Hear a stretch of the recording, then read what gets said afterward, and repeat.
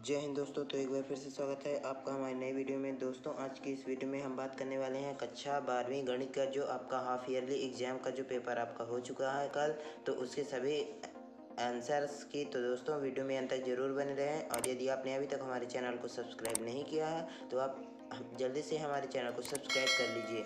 तो दोस्तों चलिए देखते हैं आपका पहला क्वेश्चन है कि सही विकल्प चुनकर लिखिए। उसमें जो आपका पहला है, 3 कोटि वाले किसी अवकल समीकरण के विशिष्ट हल में उपस्थित शेष अक्षरों की संख्या है, तो उसकी जो आंसर हो जाएगा वो हो जाएगा आपका इसमें डी 0। उसके बाद दूसरा है आपका कि मान लीजिए कि समुच्चय n में r equal to A B such that a equal to B minus 2 b बड़ा है 6 से, हमारा प्रदत्त संबंध r है, तब इसका जो आंसर हो जाएगा वो हो जाएगा आपका सी 6 8 बिलोंग्स टू r। फिर तीसरा है आपका कि यदि cos universe x equal to by, तो इसका आंसर क्या होगा, तो इसका आंसर आपका हो जाएगा A 0 is less than or equal to by is less than or equal to पाई।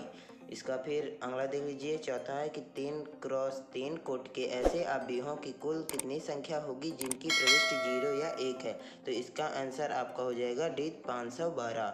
उसके बाद दोस्तों देख लीजिए आपका जो पांचवा है कि यदि डेल्टा इक्वल टू आपका दिया हुआ है इतना और ए आई जे का सहखंड ए आई जे हो, तो डेल्टा का मान निम्नलिखित में से किस रूप में व्यक्त किया जाता है, तो इसका आंसर आपका हो जाएगा ए। उसके बाद देख लीजिए छठवां है कि यदि x बराबर 80 स्क्वायर प्लस y बराबर 280, तो D by upon D x का मान होगा, तो इसका जो आंसर हो जाएगा वो हो जाएगा आपका 1/t a। उसके बाद आप देख लीजिए दोस्तों आपका जो अगला क्वेश्चन है कि दूसरा रिक्त स्थानों की पूर्ति कीजिए। तो इसमें जो आपका पहला है कि वृत्त x square plus Y square बराबर 49 द्वारा घिरे क्षेत्रफल का क्षेत्रफल कितना होगा, मतलब कितने वर्ग इकाई यहाँ पर आपका पूछा गया, तो यहाँ पर आपका हो जाएगा 49 पाई। उसके बाद दूसरा है आपका कि अवकल समीकरण D by D x minus x cos x बराबर 0 की कोटि यहाँ पर कितनी है, तो यहाँ पर इसकी कोटि जो होगी वो हो जाएगी आपकी 1। उसके बाद फिर तीसरा है कि एक सदिश जिसके आदि और अंतिम बिंदु संपाती हैं तो वो कहलाता है, तो कौन सा, शून्य सदिश कहलाता है। उसके बाद फिर चौथा है किसी रेखा की दिक्कोजाओं के वर्गों का योग होता है, तो इसका जो आंसर हो जाएगा वो हो जाएगा आपका 1 होता है। उसके बाद फिर पांचवा है समाकलन अवकलन का व्युत्क्रम प्रक्रम है, यहाँ पर आपका व्युत्क्रम हो जाएगा। उसके बाद अगला देख लीजिए समुच्चय ए पर परिभाषित संबंध तुल्यता संबंध कहलाता है यदि आर स्वतुल्य सममित तथा फिर यहाँ पर हो जाएगा आपका संक्रामक है। उसके बाद देख लीजिए आपका जो सातवां है कि tan इनवर्स एक्स प्लस यहाँ पर आपका डैश डैश दिया गया है इक्वल टू पाई बाई 2, तो यहाँ पर आपका हो जाएगा कॉट यूनिवर्स एक्स। फिर देख लीजिए आप दोस्तों अगला क्वेश्चन है आपका कि सही जोड़ी में, तो सही जोड़ी में आपका जो पहला दिया हुआ है कि summation of 1/√a² minus x square d x, तो इसका जो आंसर हो जाएगा वो हो जाएगा आपका डी, तो ये हो जाएगा आपका आंसर डी,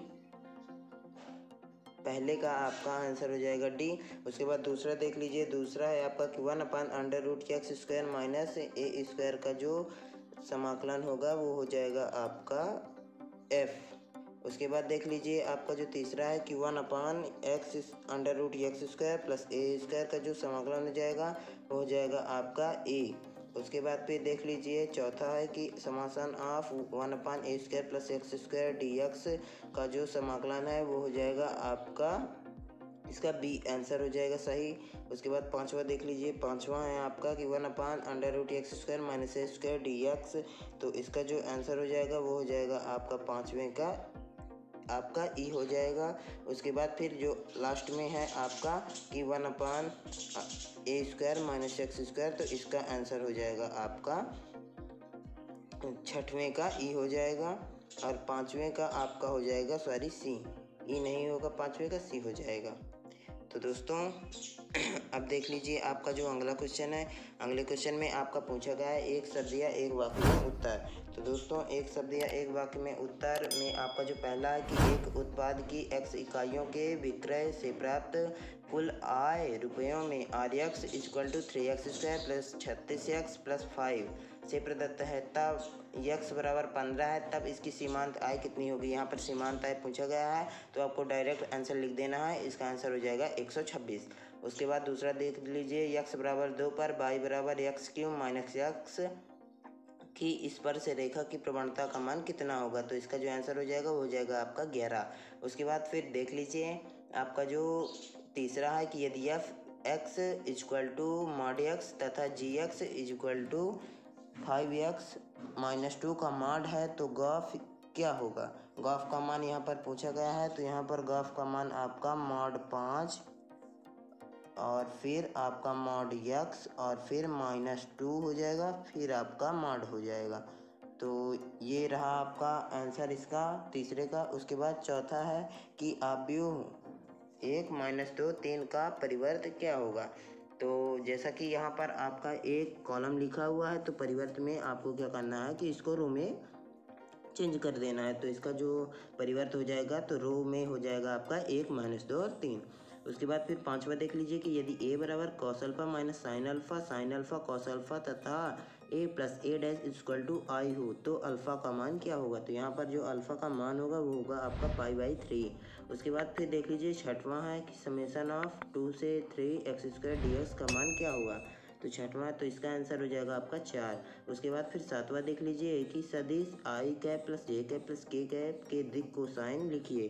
तो यहाँ पर इसके जो दिक कोसाइन होंगे वो आपका होंगे 1/√3 और 1/√3 और इसमें भी हो जाएगा आपका 1/√3।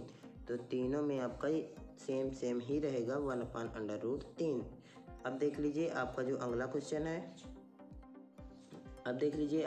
क्वेश्चन है कि समतल 6x + 2y + 3z = 7 पर मूल बिंदु से डाले गए लंब की लंबाई 1 होगी। ये सत्य असत्य बताना है आपको, तो ये आपका असत्य होगा। उसके बाद जो दूसरा है कि सारणिक 2 4 - 1 2 का मान 5 है तो यहाँ ये भी इसका आंसर भी गलत है तो ये भी असत्य होगा। उसके बाद तीसरा है कि tan 2x का x के सापेक्ष अवकांश sec² 2x होता है तो ये भी आपका असत्य होगा।